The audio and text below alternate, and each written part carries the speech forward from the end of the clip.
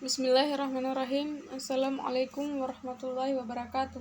Perkenalkan, nama saya Mimi Andriani dengan NIM D1A121045, kelas B Agribisnis.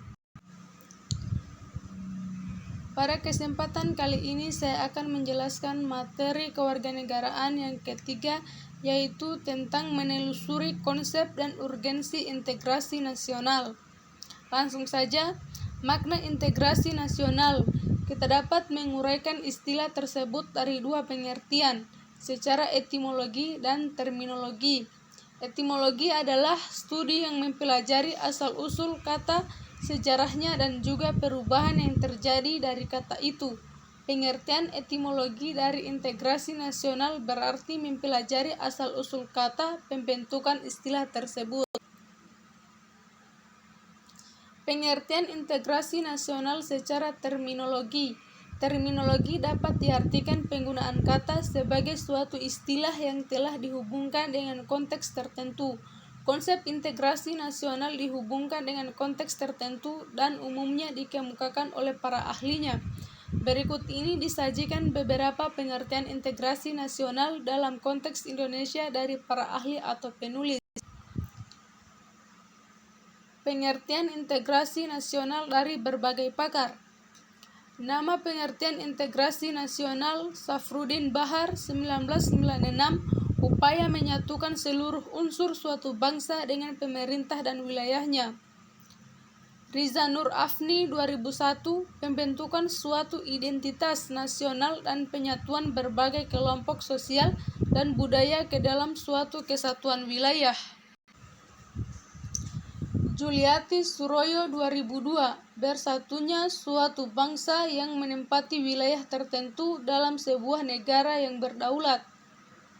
Ramlan Surbakti 2010, proses penyatuan berbagai kelompok sosial budaya dalam suatu kesatuan wilayah dan dalam suatu identitas nasional. Jenis integrasi. Tentang pengertian integrasi ini, Miron Weiner dalam Ramlan Surbakti 2010 lebih cocok menggunakan istilah integrasi politik daripada integrasi nasional. Menurutnya, integrasi politik adalah penyatuan masyarakat dengan sistem politik. Integrasi politik dibagi menjadi 5 jenis, yakni 1. Integrasi bangsa, 2. Integrasi wilayah, 3. Integrasi nilai, 4. Integrasi elit massa, dan 5. Integrasi tingkah laku atau perilaku integratif. Menurut Suroyo 2002, integrasi nasional mencerminkan proses persatuan orang-orang dari berbagai wilayah yang berbeda atau memiliki berbagai perbedaan baik etnisitas, sosial budaya, atau latar belakang ekonomi menjadi satu bangsa, terutama karena pengalaman sejarah dan politik yang relatif sama. Pentingnya integrasi nasional. Menurut Miron Weiner dalam Surbakti 2010, dalam negara merdeka, faktor pemerintah yang berkeabsahan atau legitimat merupakan hal penting bagi pembentukan negara bangsa.